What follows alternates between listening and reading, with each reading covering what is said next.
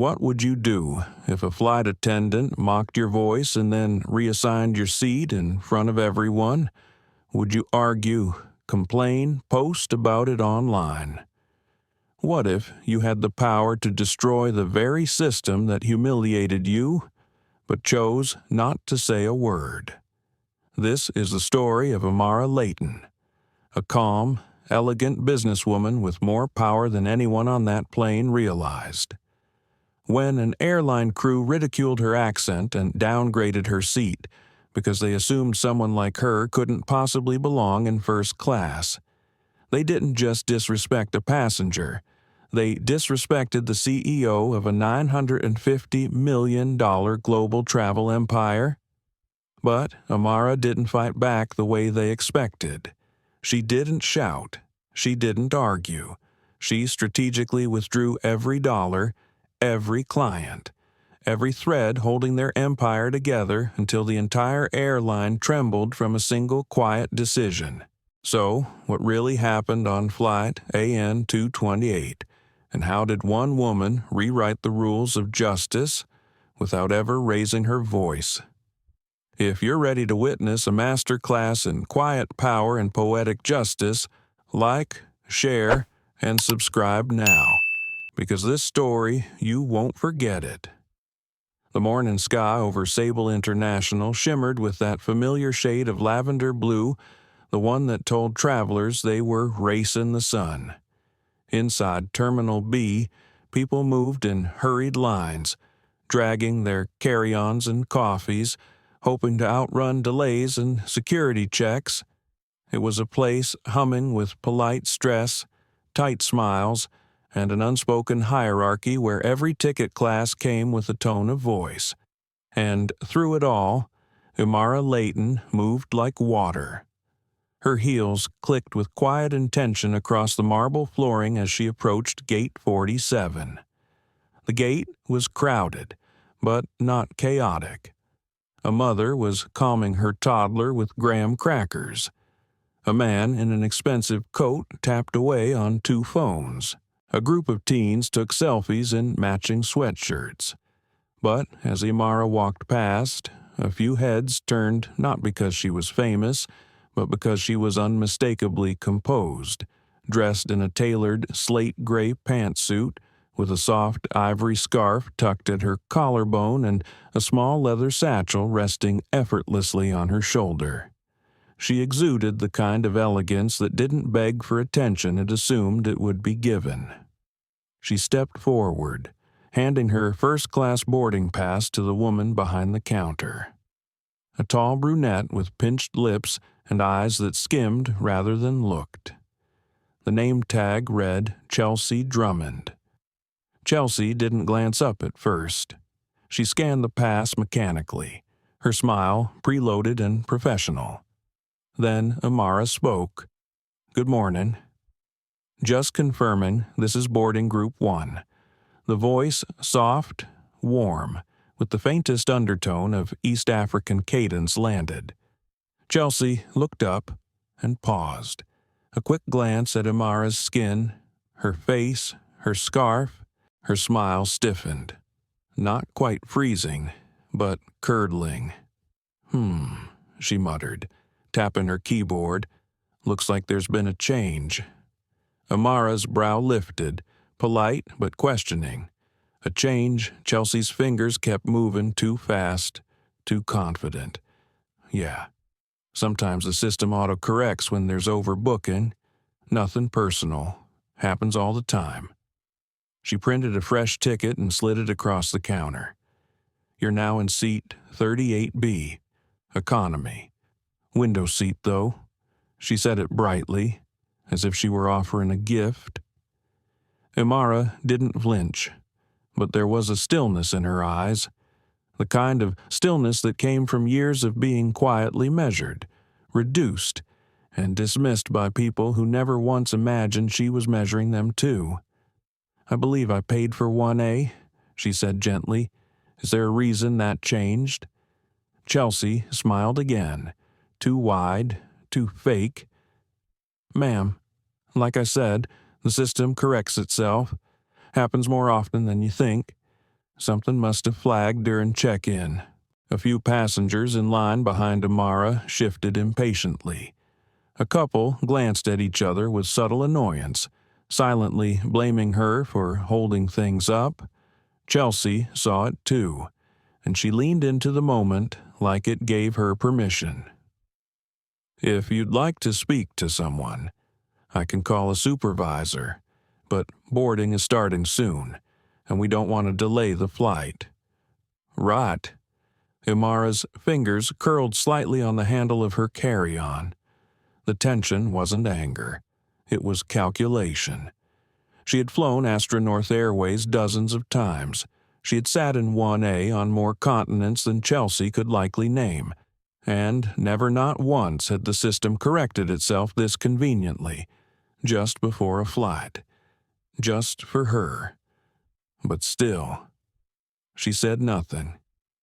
She took the ticket and walked toward the jet bridge. Inside the aircraft, the warm glow of LED lighting cast a soft gold over the cream-colored seats of first class.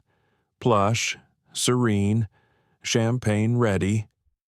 Imara passed it.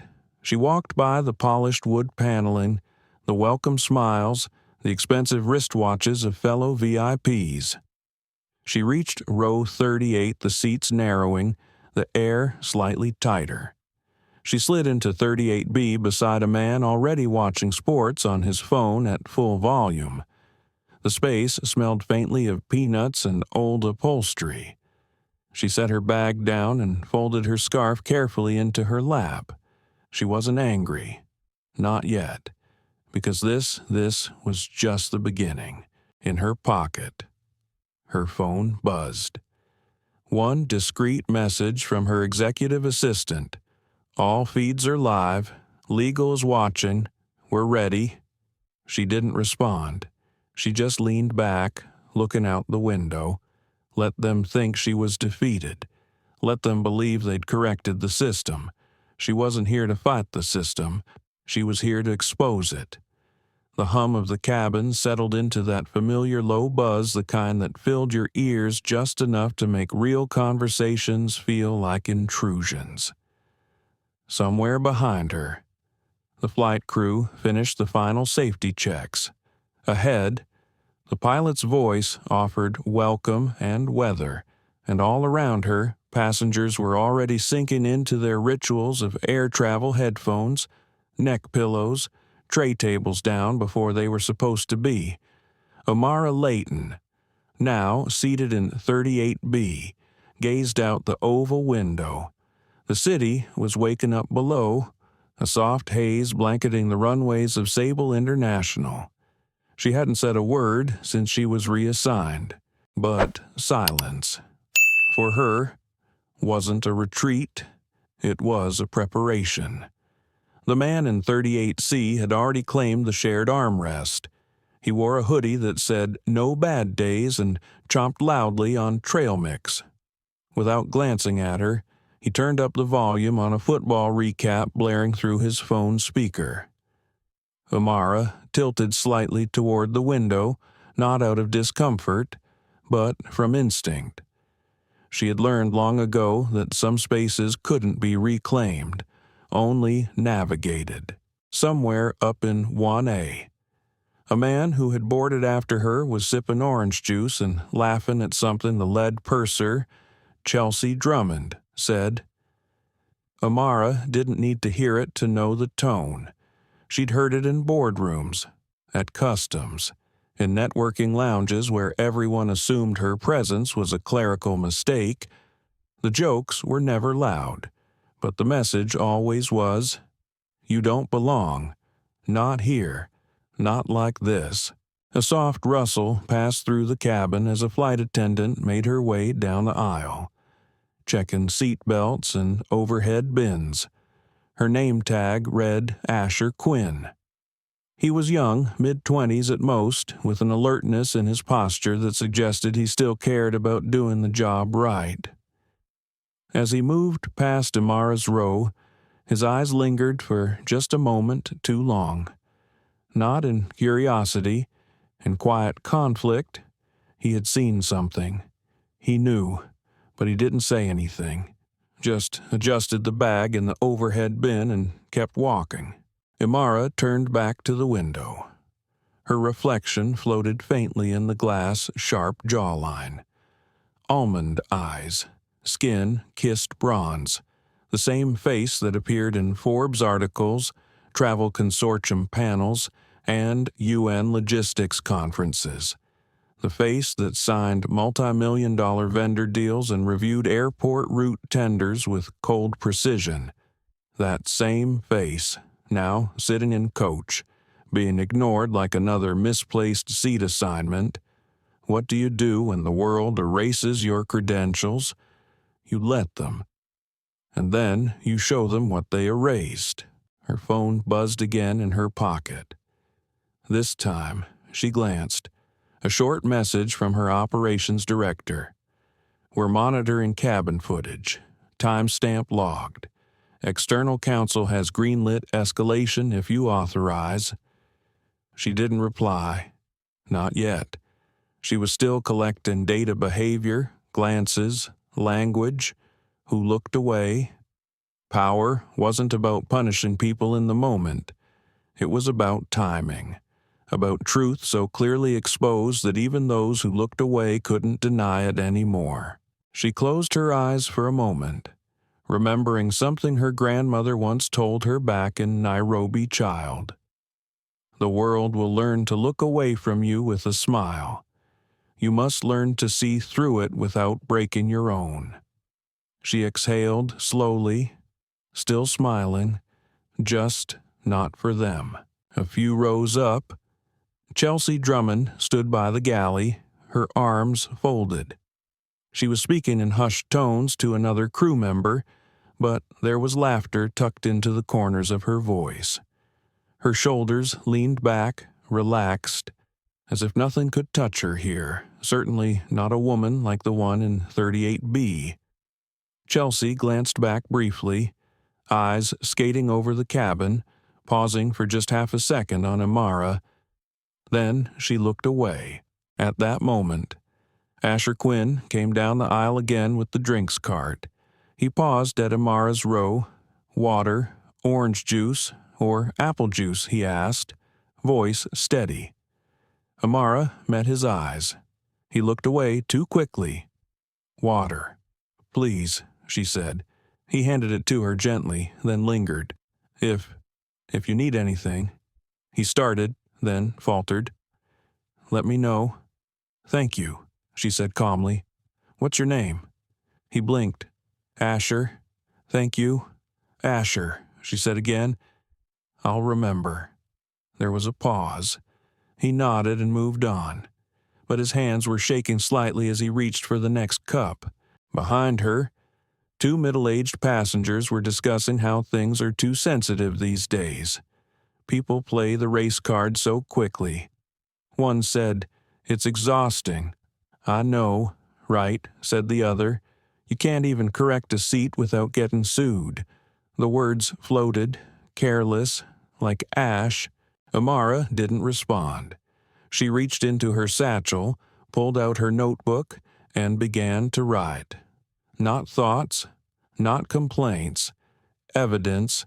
Seat reassigned at Gate 47. Gate Agent Chelsea Drummond. No system alert prior to reassignment. First-class passenger replaced by non-registered VIP. Internal override suspected. Tone dismissive. Language informal. Expression patronizing. She was building the record, quietly, relentlessly. And before this flight landed, she knew exactly what would be done with it. Somewhere above the Pacific, the plane leveled off into smooth air, seatbelt signs flicked off with a soft chime. Passengers began shifting, stretching, pulling blankets over knees or reaching for books. The rhythm of the flight settled smooth, ordinary, uneventful, but not for Imara Leighton. Not in seat 38B, not with the sting of purposeful dismissal still humming beneath her skin. She sat still, her body seemingly relaxed, but her mind was a kaleidoscope of movement, every detail replayed. The look on Chelsea Drummond's face as she reassigned her seat, the practiced, polite voice masking passive aggression, the light laughter from the counter when Imara had turned away.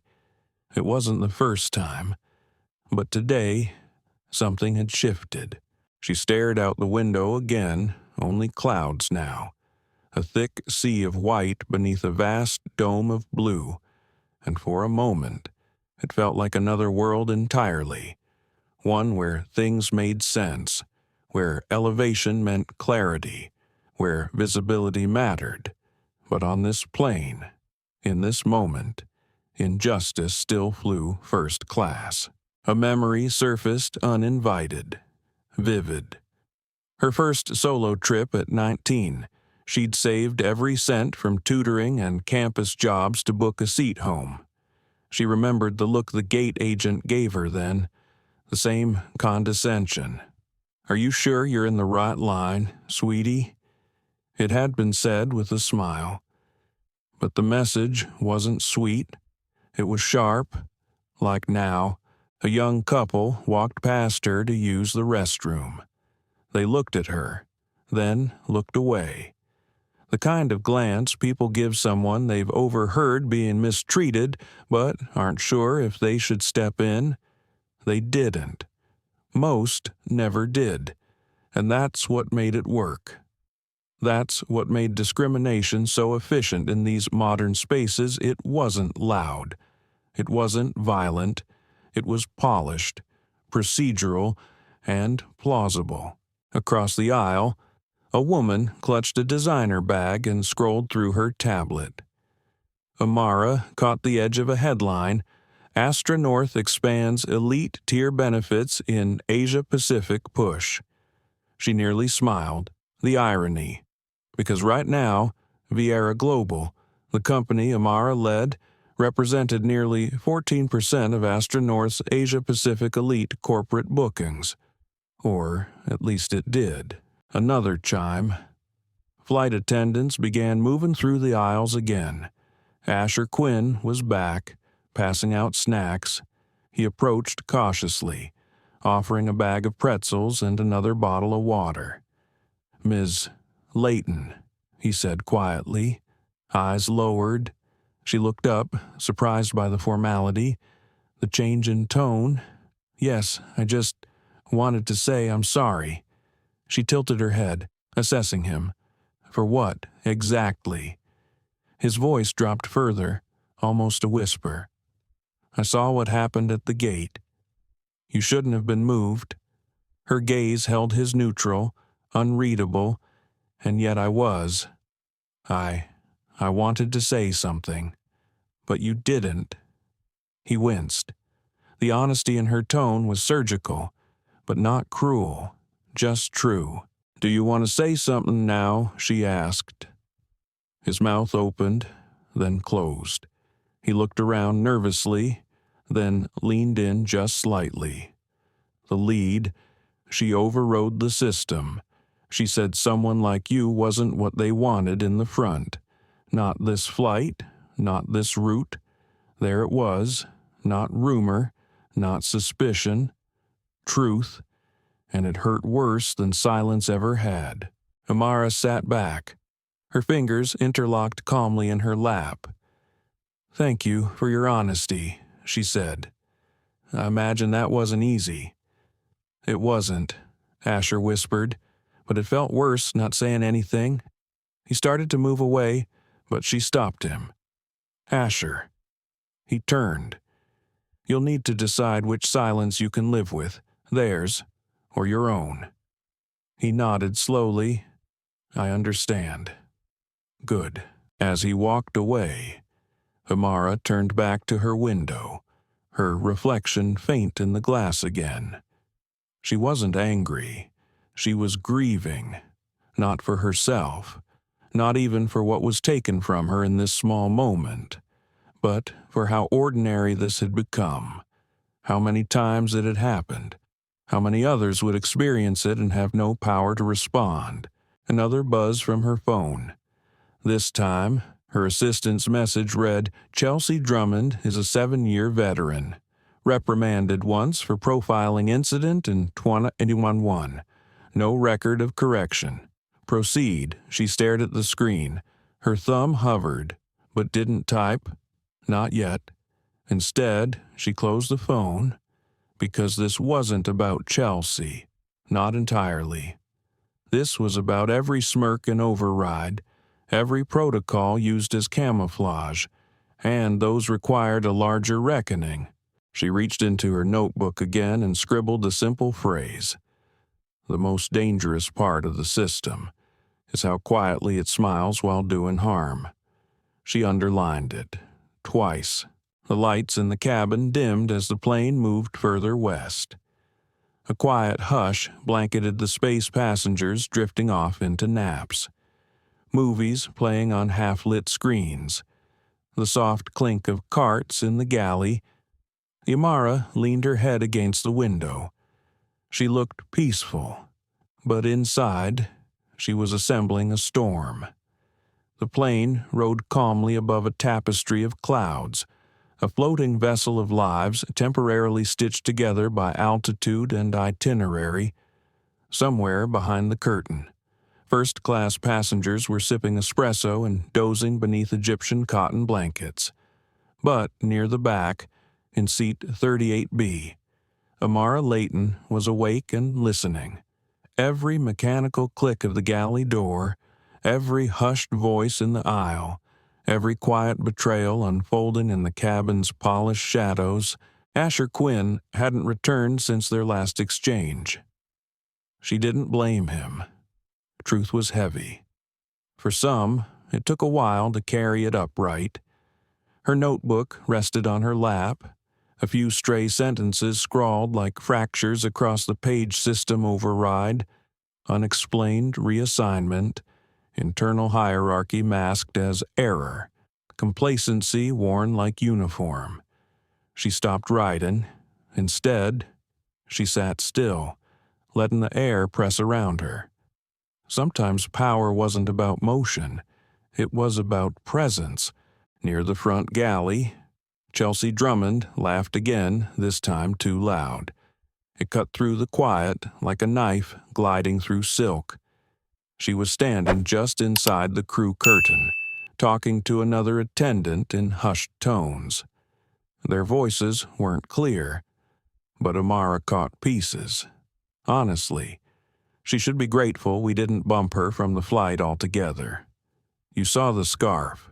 Right designer, but screaming for attention. I don't care how much she paid. Brandon matters. Imara's pulse didn't quicken. She'd heard worse. It wasn't the insult that chilled her. It was the certainty with which it was delivered. The ease. The casual cruelty dressed in corporate polish. This wasn't personal. This was policy in disguise, just as the words landed. A quiet voice interrupted the air around her. "Ms. Leighton." It was Miguel Reyes, the young gate assistant, now seated in a jump seat diagonally across the aisle. He looked unsure if he should speak, but decided to, anyway. She turned slightly, acknowledging him without surprise. "Yes, I just wanted to say, I wasn't comfortable back there. At the gate." He leaned in, speaking just low enough not to be heard beyond their row. "I overheard Ms. Drummond say something about keeping first class looking right, that high-end passengers expect a certain feel." She didn't even glance at your file. She just clicked override. Imara didn't flinch. "Did you report it?" Miguel looked down. "No." Why a pause? Then honesty, because she's senior, and I'm not. And people like me don't get second chances when we make noise. There it was again. Not just the harm, but the network of silence that made the harm sustainable. Imara studied him. There was fear in his voice, but also regret, and something else, an edge of discomfort that might one day become courage. "You came back to tell me," she said. "That's a start." Miguel nodded, then hesitated. "What are you going to do?" She looked forward. Calm. "Everything I need to." Just then, the cabin lights flickered. A brief glitch, the kind no one else noticed. But Imara did. She glanced at her phone. A silent buzz, the screen lit with a new message from her assistant internal alerts sent to Astra North Board. Legal teams on standby. Initial travel contract suspended. Your call when to finalize. She locked the screen. This wasn't the moment to act. Not yet. This was still the harvest phase, collecting what she already knew would be weaponized. Back in the aisle, Asher Quinn returned, his expression unreadable. He moved like someone wading through currents invisible to everyone else. He reached Miguel's seat and exchanged a glance. "You told her," Asher whispered. Miguel nodded once. Asher hesitated, then leaned closer to both of them. "There's more," he said. "The crew chat. It wasn't just comments. Chelsea posted something, a picture of the cabin, with a note that said, 'Luxury doesn't start in row 38. Imara's eyes narrowed not in anger, but in calm recalibration. "Do you have it?" "Yes," Asher replied. "I took a screenshot before it disappeared." "Good." Then, silence again. 3 people sitting beneath overhead lights, surrounded by a plane full of strangers, and between them, a small, fragile truth now made visible. That complicity wasn't just in what people did, but in what others allowed to remain undone. Asher shifted awkwardly. "I know this is wrong, but what do we do?" Imara closed her notebook and looked at him steady. Quiet, yet somehow louder than anyone he'd ever known. "We don't do anything yet. We let them continue.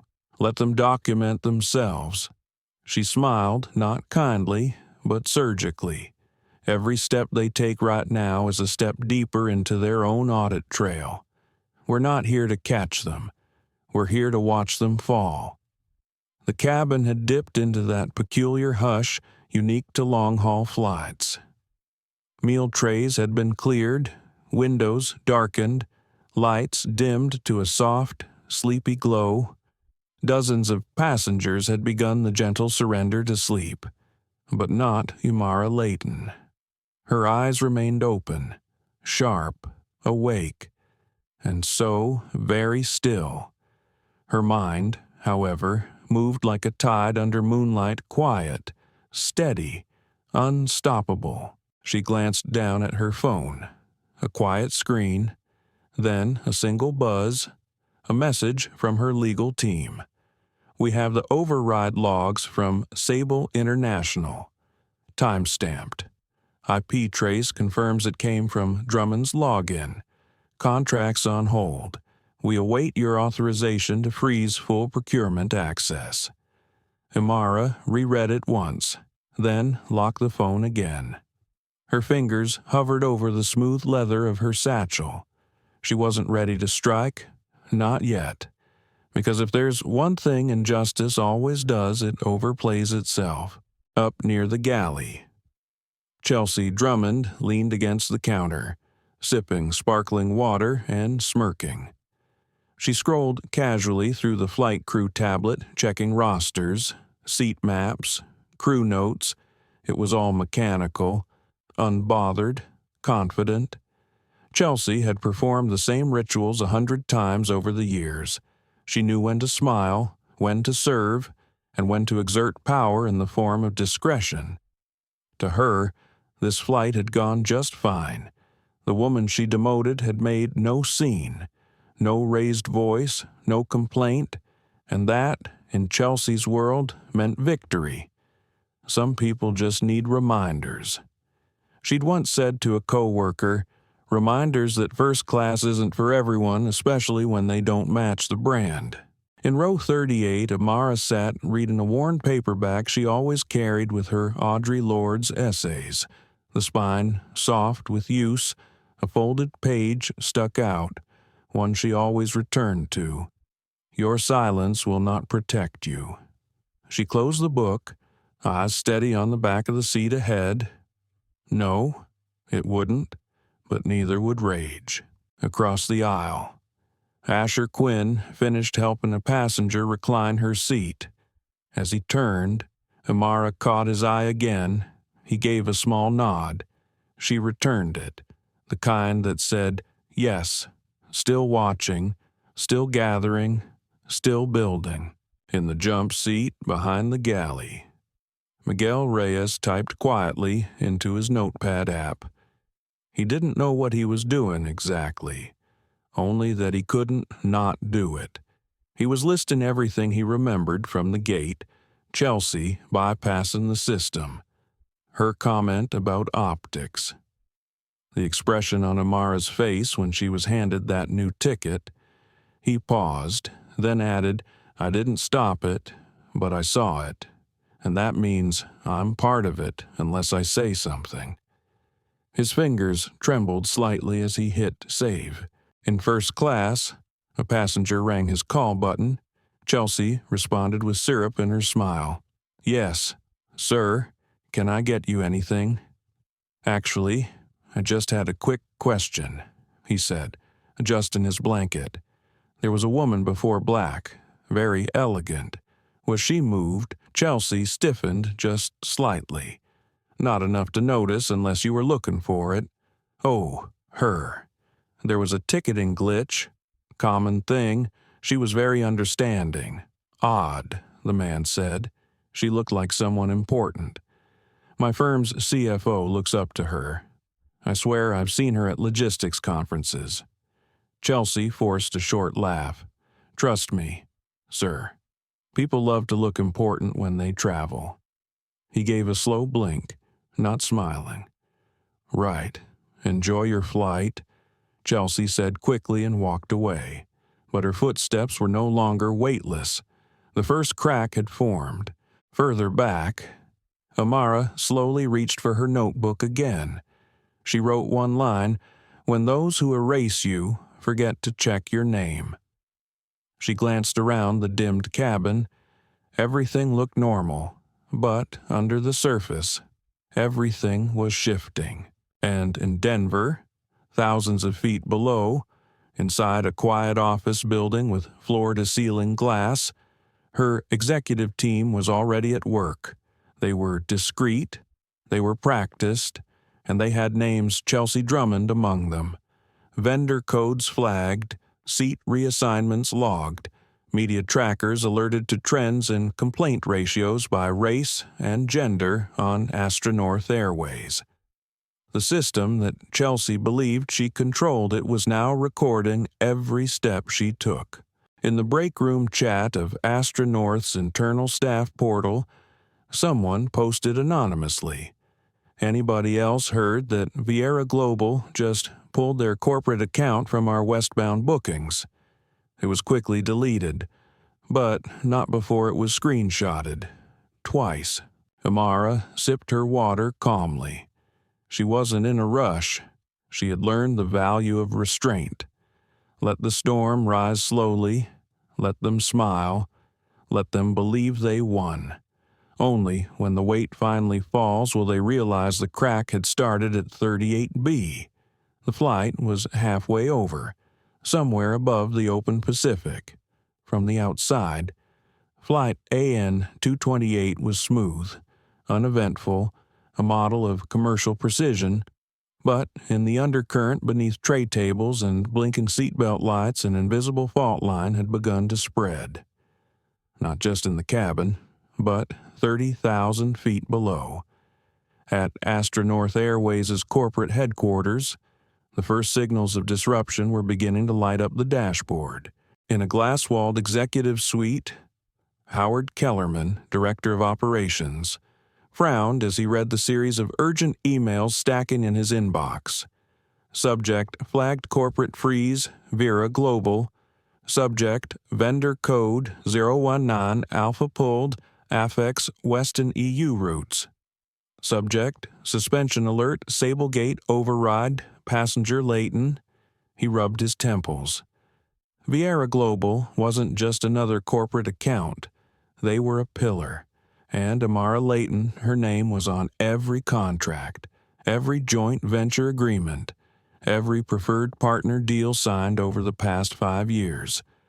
Howard's mouth went dry. Please let this be a misunderstanding. But he knew it wasn't. Down on the tarmac at Sable International, ground personnel began noticing system delays, boarding queues stalled, a handful of premium bookings flashed red on check-in. The IT department was pinged, temporary connectivity issue, they said. But it wasn't. Behind the firewall, Vieira's internal systems had begun quietly rescinding access, one node at a time. It was subtle, strategic, a corporate unraveling that looked like coincidence until it didn't, on board. Chelsea Drummond was still oblivious. She was leaning against the front galley wall, scrolling through her flight notes. The last passenger she spoke to had asked again about the woman who used to be in 1A. This time, it was a female executive, sharp eyes, expensive perfume. "I know that woman," she'd said. "Imara Leighton. She's not just a VIP. She's the CEO of Vera Global Travel Holdings." Chelsea had blinked once, then smiled. His she, the executive, had paused, then frowned. "You didn't know." Chelsea didn't answer, just turned back toward the galley, brushing off the growing heat in her chest, farther back. Asher Quinn sat briefly on the jump seat, rereading the screenshot he'd taken of Chelsea's crew app message. Luxury doesn't start in row 38. He looked at the timestamp. It was before boarding. He didn't know if he had the courage to file a complaint, but he did know that this wasn't just a bad look. It was evidence. At that moment, the intercom buzzed. "Ladies and gentlemen, this is your captain speaking. We've been informed of some mild airspace delays approaching the coast. We'll update you shortly. Thank you for your patience. Delay." Imara glanced at her phone. Still no connectivity. But the alert icons hadn't changed. She knew what was happening. This was no weather delay. This was internal turbulence, the kind that didn't shake cabins, but rattled boardrooms. In Denver, Vieira's executive suite was quiet but pulsing with activity. Lauren Tanaka, Imara's second-in-command, stood in front of a 6-monitor setup, reading feeds. Her voice was calm as she dictated into the encrypted channel Phase 2 underway. Vendor freezes processed. Policy breach confirmed via crew chat log and gate override audit. Final press package held pending Imara's discretion, awaiting go code. Behind her, the legal team drafted final severance clauses for Astra North partnerships. There were no raised voices, no calls to go public, just quiet precision, because this wasn't revenge. This was redesign. Back in 38B, Imara folded her scarf and rested it gently over her lap. She'd spent years building alliances in silence. Now, silence was her weapon. No press release, no legal threat, just a shift in air, a quiet pause, a slow collapse of the structure they'd used to belittle her with a smile. Meanwhile, in Astra North's compliance office, a red flag popped up. Passenger latent status mismatch, travel class discrepancy, manual override. The room fell silent. Someone whispered, was she demoted from first? A long pause. Who authorized it? Drummond. Chelsea Drummond. Phones began ringing, and just like that, the shadow moved from Imara to Chelsea. Chelsea glanced again down the aisle. She suddenly felt watched. not by a passenger, but by the weight of something she hadn't planned for. She moved toward her seatless tablet, tapping hard, searching for answers that wouldn't load. In the galley behind her, Asher noticed.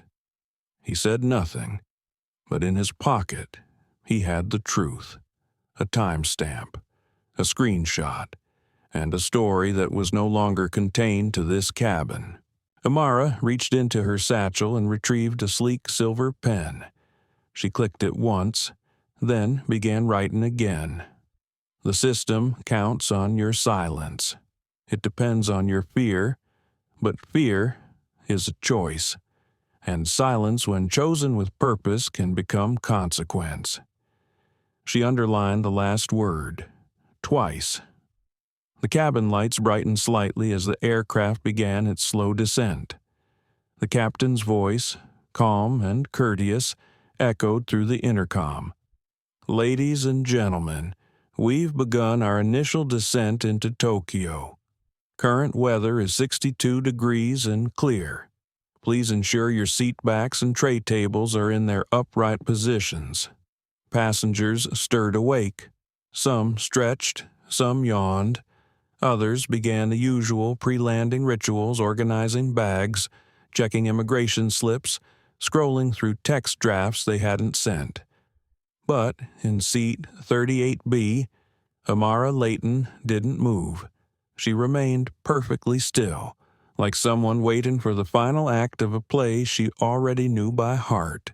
Her phone buzzed softly. One last encrypted message from Lauren Tanaka. "The board is calling an emergency session. HR was alerted to an ethics breach in the crew chat log. 3 major clients have requested reassignment away from Astra North." Imara stared at the screen for a moment, then slowly placed the phone face down on her folded scarf. She didn't need to see more. The descent had begun not just for the aircraft, but for the system that had tried to quietly humiliate her. At the front of the plane, Chelsea Drummond tried to maintain her composure, but her fingers shook as she tapped through the touchscreen panel. The roster page wouldn't refresh, messages from the gate team wouldn't load, and her last query to the head purser's channel had been ignored for 15 straight minutes. Something was wrong, not on the surface, underneath, and she could feel it, a gut-deep knowing, the kind you can't explain but can't unfeel. In the crew jump seat, Asher Quinn glanced sideways as Chelsea paced back and forth. Her smile was tight now, her voice clipped. "We'll expedite service on landing," she muttered. "Make sure that tray card is spotless. Don't let any passenger off without a thank you." But her words didn't carry authority. They carried urgency disguised as control.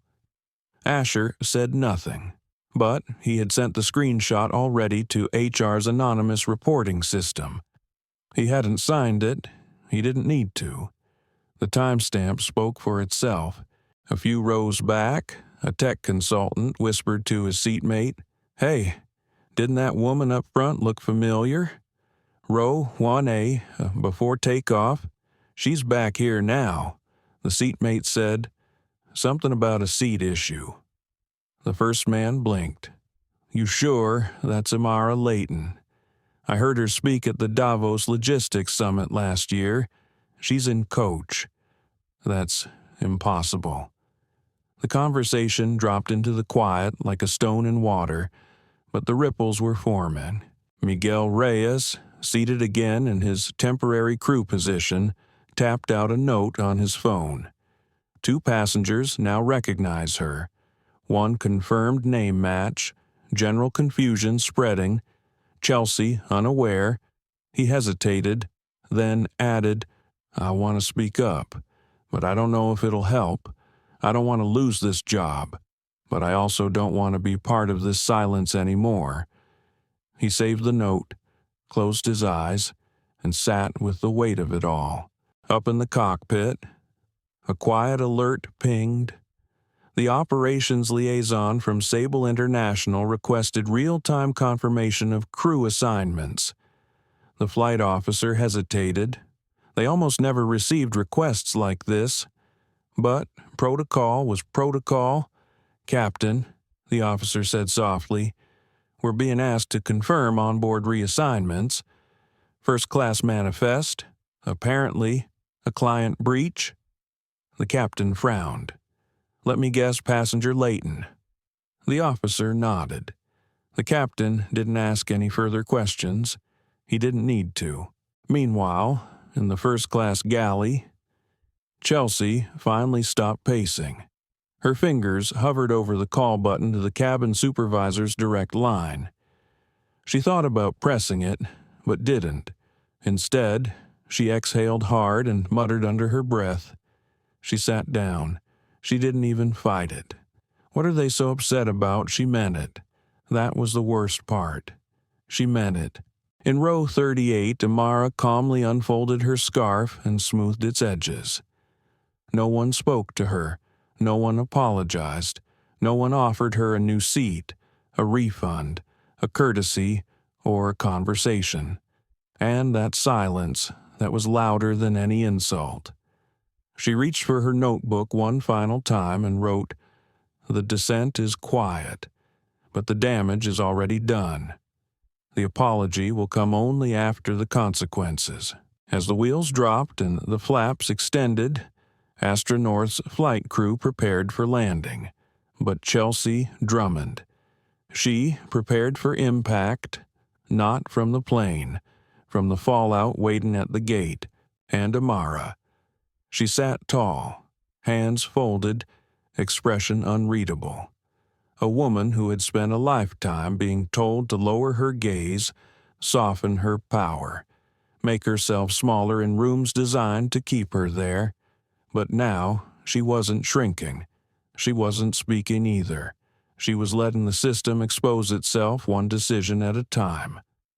The plane touched down with a subtle thud, tires kissing tarmac at Tokyo International. A quiet ripple ran through the cabin belts unclicked. Backs arched, the impatient rustle of passengers preparing to leave before the seatbelt sign even dimmed.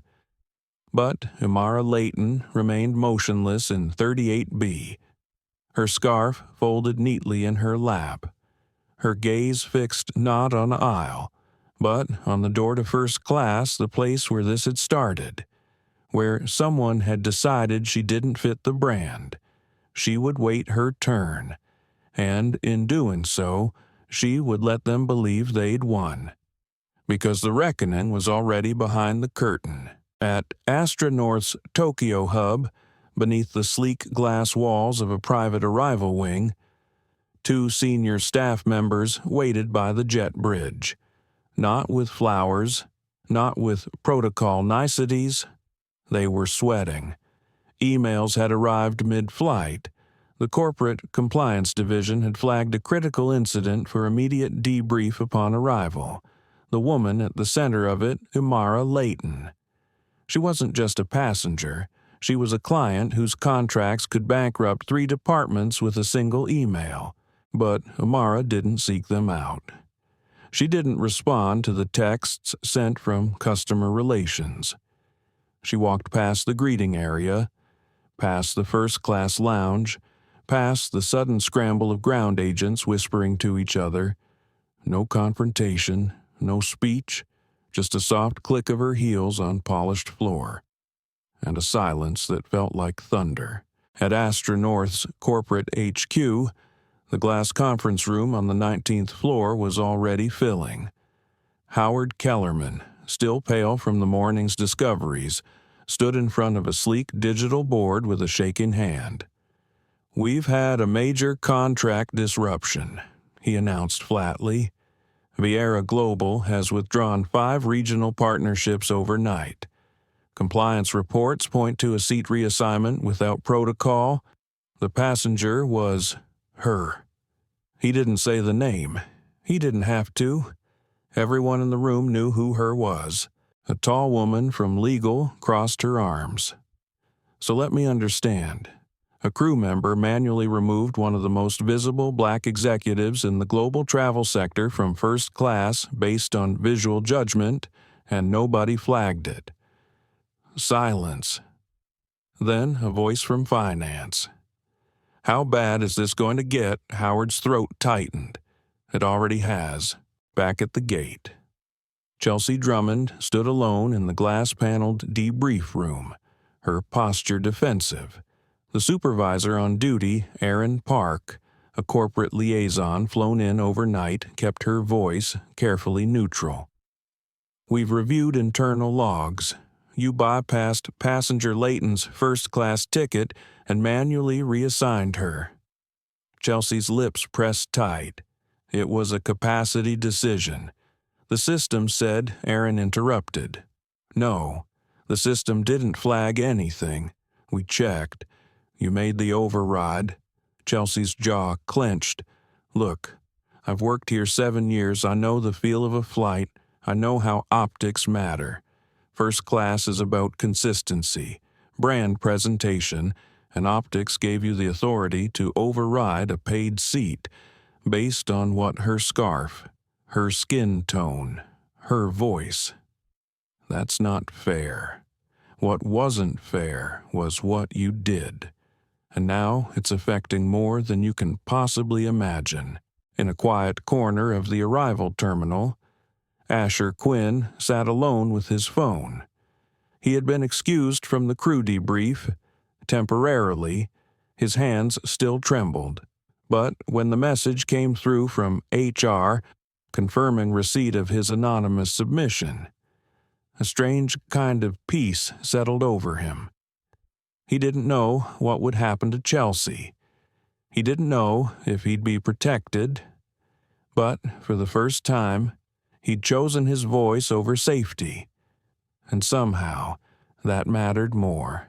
In the break room nearby, Miguel Reyes watched as Chelsea was led past expression, hard, jaw clenched, her shoulders suddenly too small for the uniform she wore. He looked down at his tablet. The system had already marked her badge as suspended, not terminated, yet.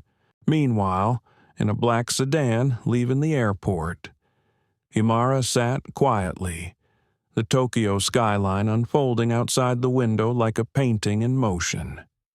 Her phone remained silent, not because there was nothing to read, but because she already knew what it would say. Apologies, clarifications, damage control, they would come. They always did. But none of them would undo what happened at Gate 47. None of them would fix the reflex in Chelsea's smile, the quiet cooperation, the bystander glances, the indifference coded into routine. She opened her notebook once more. Under the final line from the flight, she added, "Power doesn't need to be reclaimed." It was never lost. It was simply misplaced by those too blind to recognize it. As the sedan turned a corner, the reflection in the window showed a woman seated tall, composed, not angry, prepared, because this wasn't over. This wasn't revenge. This was realignment. And in every corridor of Astronorth's operation, from cabin crews to conference rooms, there echoed a single name, a single mistake, a single shift in power they couldn't take back. Imara Leighton. By the following morning, Astronorth Airways was no longer in control of its own narrative. What had begun as a quiet override at Gate 47 was now rippling across sectors far beyond terminal walls. It wasn't trending on social media, not yet, but inside boardrooms, equity funds, and global partner networks, the ground had shifted, and it all started with a seat change. At 7:13 a.m., an internal alert system at Astronorth pinged red. 5 corporate clients had frozen their travel spend overnight. 2 of them cited Viera Global's quiet exit as a signal of cultural failure. The third, a luxury European hospitality chain. Suspended all loyalty collaborations pending investigation. Legal scrambled. Comms scrambled. But the rot wasn't above ground anymore. It was structural. And Imara Leighton's silence was now echoing louder than any press conference ever could. In the executive suite, Howard Kellerman stood motionless as his phone vibrated with a calendar update, emergency executive response meeting. 9:00 a.m. required attendees legal, compliance, investor relations, risk, brand comms topic, Vieira, incident fallout. The word incident made his stomach twist. This wasn't just a PR event. This was a breach in confidence. Worse, a breach in character.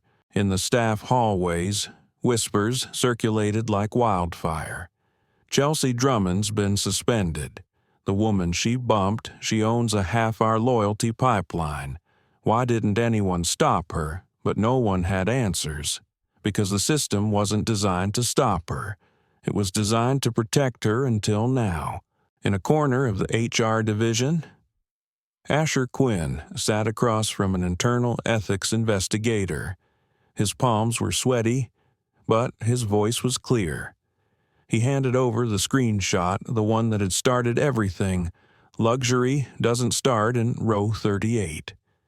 The investigator didn't ask for clarification. He simply nodded, eyes heavy with understanding. "You're not the first person to report her," he said quietly. "But this is the first time it's stuck." Asher blinked. Why now? The man paused, then answered honestly. Because this time, someone powerful enough stayed quiet long enough to let the whole thing fall apart. Meanwhile, Chelsea Drummond sat in a holding room with no windows. Her company-issued tablet was gone, her badge disabled. She hadn't been officially fired, but she had been erased. Ironically, the very tactic she had used on Imara, she replayed the decision in her head. She looked out of place. I've seen that look before people who buy one first-class ticket for the photo ops. That wasn't brand consistent. But even as she tried to justify it, her confidence cracked. Because deep down, she'd known it wasn't about the brand. It was about the comfort of control, and who she was used to exerting it over. Now that control was gone. Back in Tokyo, Imara Leighton sat in a quiet corner of the Vieira Global office suite overlooking the skyline. Her team offered her coffee. She declined. Instead, she opened her laptop and reviewed the morning metrics. Astronorth client reputation rating 13%, equity partner inquiry backlog 47 flagged threads, deferred loyalty funds $18.2 million and climbing. HR formal review notifications 11 new entries. Her team had not issued a single press statement, not one post, not one tweet. Just contracts reevaluated, relationships suspended, and trust withdrawn. Like oxygen, removed without warning. In the Slack channel marked Private Satver Vieira X Justice, Lauren Tanaka posted Day 1 strategic disengagement complete. Recalibration procedures underway. Client interest in our ethical partner policy up 39%. Imara responded with one word: continue. In another part of the world, a major airline CEO sent an encrypted message to his COO. "Did you hear about the Leighton situation?" "Yes. She never goes public. She just moves markets. We're updating internal diversity training this week. Preemptively. Smart. One seat cost them $25. By noon, Chelsea's name had been quietly removed from Astronorth's crew leadership page. Not fired publicly. Not acknowledged with drama. But erased. The same way she tried to erase someone else. In her quiet suite, Imara stared out at the Tokyo skyline. Her reflection shimmered on the glass. Behind her, nothing was burning.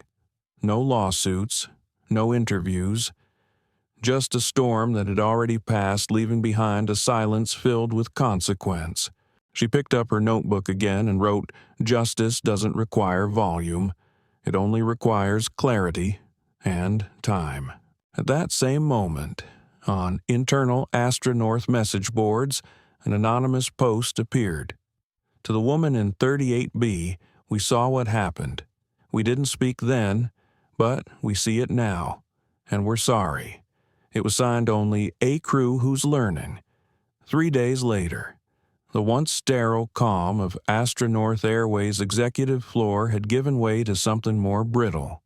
Not chaos-controlled collapse. HR reviews were underway. Board meetings extended into the evenings. Emails bore subject lines like crisis containment update and contractual risk exposure. There was no press release, no public apology, no social media thread addressing the incident. And yet every partner in the network knew, because Imara Leighton hadn't spoken. She hadn't needed to. Her silence had done the speaking for her.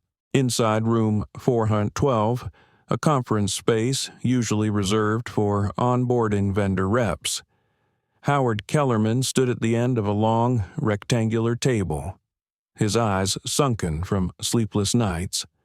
"Let me be absolutely clear," he said, his voice brittle. "We are not dealing with a passenger complaint. We are dealing with a values breach that has cost us $24.6 million in active revenue and projected losses double that." The room was quiet. Someone from compliance muttered, "It was just a seat." Another corrected him. No, it was a mirror, and we didn't like what was in it. Meanwhile, in a dimly lit commuter train on the outskirts of Tokyo, Asher Quinn stared out the window, earbuds in, unsure if he felt relief or regret. His decision to speak up had triggered a chain reaction. He hadn't just sent the screenshot. He had answered the follow-up, participated in the internal review, and yesterday, his inbox had received a request from Vera Global. A short message: "We're compiling stories. You don't need to be named, but your voice matters. LT, on behalf of Imara." He hadn't answered. Not yet. Because the choice wasn't just about truth, it was about transformation. Was he ready to change with the system he'd just helped break? Across the globe, in a sun-drenched conference room in Cape Town, Imara stood at a podium. No cameras, no reporters, just a room full of travel sector leaders, NGO transport reps, and community network founders, those who had stayed in the shadows of the industry for too long. She spoke softly, but her words landed like stones in still water. Justice isn't procedural, it isn't cosmetic, it's structural, and if we continue to confuse branding with belonging, we will keep failing. She paused, letting the silence stretch. What happened to me was not unusual. That's what makes it urgent. Heads nodded, eyes welled. She continued, "I don't want performative change. I want irreversible redesign." Back at Astronorth HQ, a new document circulated internally. Title: Cultural Resilience and Accountability Charter. Drafted by legal, it proposed independent override audits, mandatory crew rotation to prevent authority consolidation, a real-time escalation tool for discriminatory behavior, inclusion of client representation in service reviews, third-party bias investigators on contract. But none of these actions were proactive. They were reactions to a storm already past. And in every paragraph, the shadow of Imara Leighton hovered like an unspoken clause. In an email to Astronorth's CEO, Lauren Tanaka responded bluntly, "We appreciate the intention, but trust is not rebuilt by documents. It is rebuilt by decisions, And Vieira Global will not reconsider partnership until your culture reflects your contracts. At that same moment, in a quiet cafe in Shibuya, Imara sat with a warm cup of ginger tea, no laptop, no notebook, just a moment of stillness. A man walked past her table, stopped, turned. "Excuse me," he said gently. "Were you on that flight last week in 228? She looked up, neutral. "I was." He nodded. "I just wanted to say, I didn't know who you were. I didn't speak up, but I saw what they did, and I see you now." She gave a small, thoughtful smile. "That's the beginning." Later that evening, back in her Tokyo suite, Imara opened her messages. One stood out. Asher Quinn had replied, "I'm ready to help, whatever you need, not because I was brave, but because I'm ashamed I wasn't." She typed back, "That's enough. Let's rebuild something better." And somewhere inside Astronorth's dim-lit HR center, Chelsea Drummond packed her belongings into a plain cardboard box. There was no ceremony, no confrontation, no media storm, just the quiet consequences of a system that had protected her until it didn't. On the exit form, she was asked for final comments. She thought for a moment, then wrote, "I thought the rules protected me. I didn't realize they were built to break others." She didn't sign it. She didn't need to. The silence around her was enough. The invitation was sent quietly. No press kits, no promotional banners, no hashtags. Just a short message delivered to 12 people across 5 industries, each one handpicked by Imara Leighton and her team. "We are gathering to redesign the structures we once tolerated. You are invited not because of what you represent, but because of what you're ready to rebuild." There were no brand titles, no company logos, just a location, Hanami Ridge Retreat, Kyoto Prefecture, and a date, now. 3 days later, they arrived. A regional airline director from Nairobi, a corporate equity consultant from London, a Latin American logistics liaison, a senior developer from a travel booking startup, 2 community leaders who had once been gate agents, now running a nonprofit for airline workers of color, and, silently, in a back row, Asher Quinn, newly approved to attend by Imara herself. He hadn't expected to be there, but quiet accountability had a seat at this table too. The summit room overlooked cherry blossom trees in early bloom. The windows were wide, the tables low, shoes were left at the door. It wasn't a conference, it was a conversation. And at the center of it all, seated cross-legged on a cushion, was Imara Leighton. She didn't begin with a speech. She began with a question. What is dignity worth silence? Then someone answered softly, "Everything." Imara nodded. "Then why have we allowed it to become a transaction?" The woman from the nonprofit spoke next, because the system profits when we choose comfort over conflict, when we think survival is safer than change. Imara looked around the room.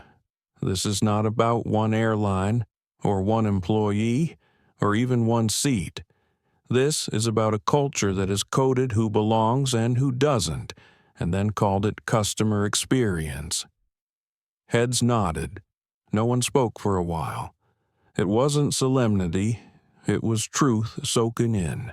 Then, slowly, plans began to form. Ethics as infrastructure, not performance.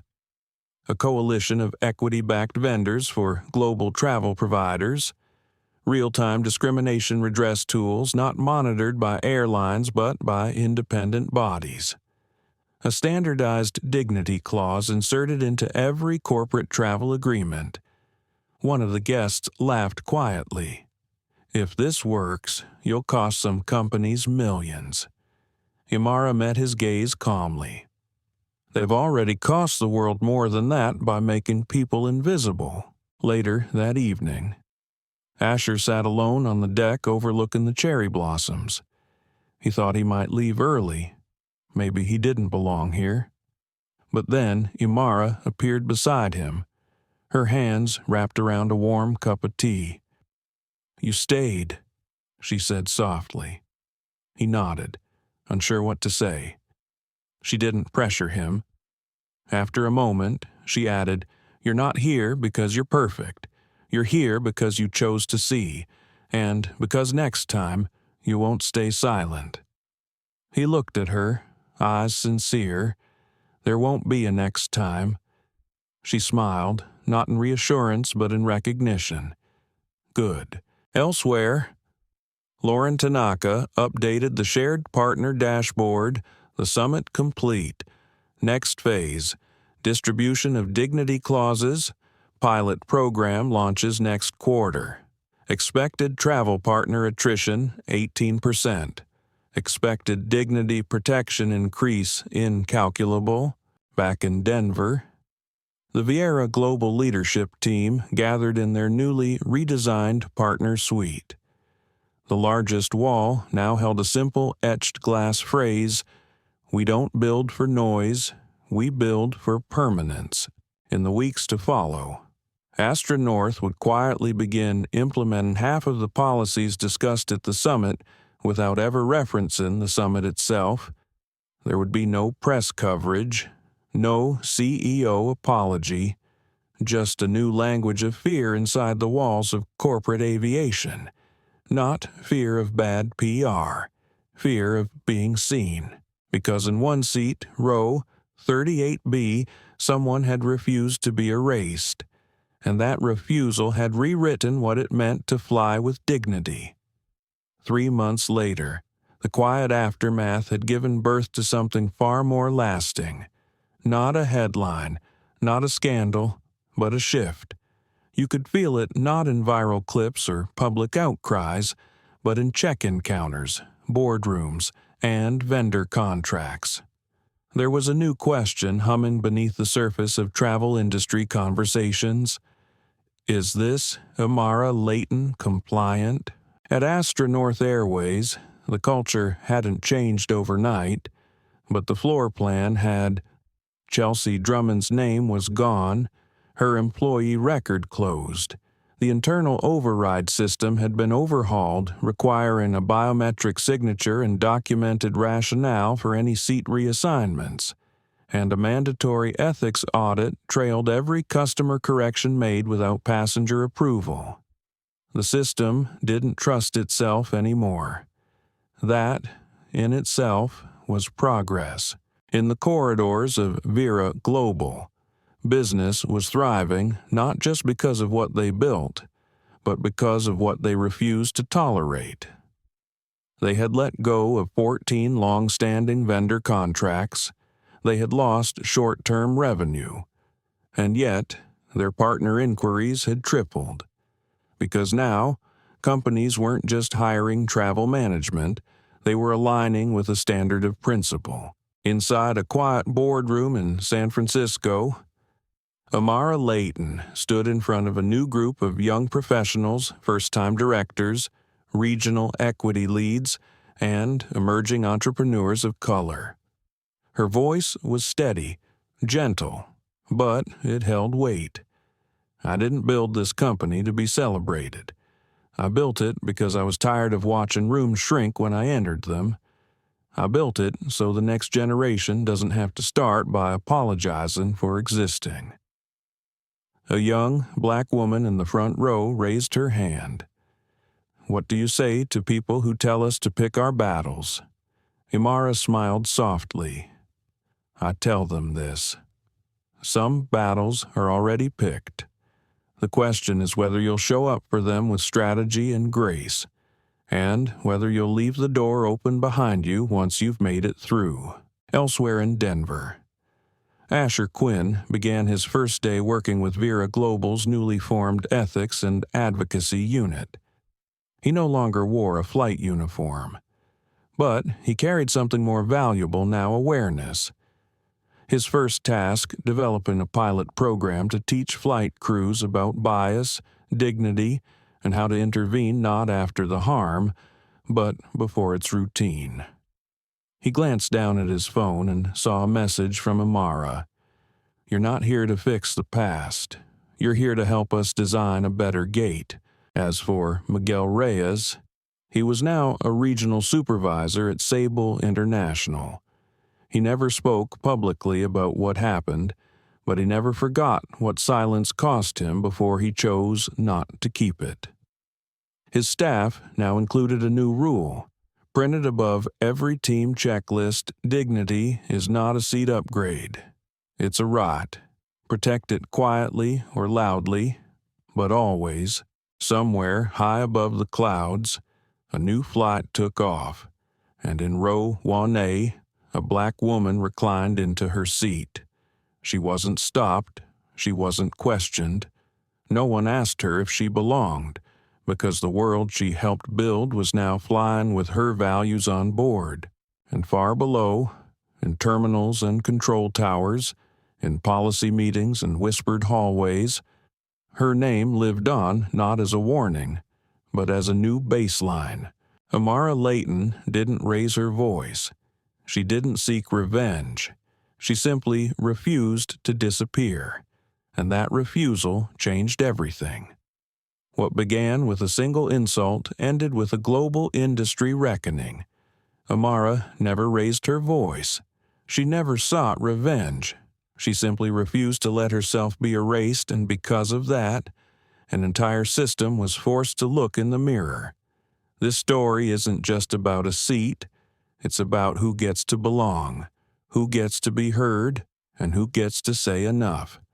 To everyone who's ever been made to feel invisible. To everyone who stayed calm when they were burning inside. To everyone who's chosen principle over pride, you're not alone, and your quiet strength matters. Let this story remind us dignity doesn't come from position or privilege. It comes from knowing your worth, even when the world tries to forget it. If this touched you, if you felt seen, if you believe in justice with grace, please like, share, and subscribe. Your support helps us keep telling stories that challenge bias, uplift resilience, and change hearts one flight at a time. Until next time, stay grounded, stay powerful, and never let anyone question where you belong.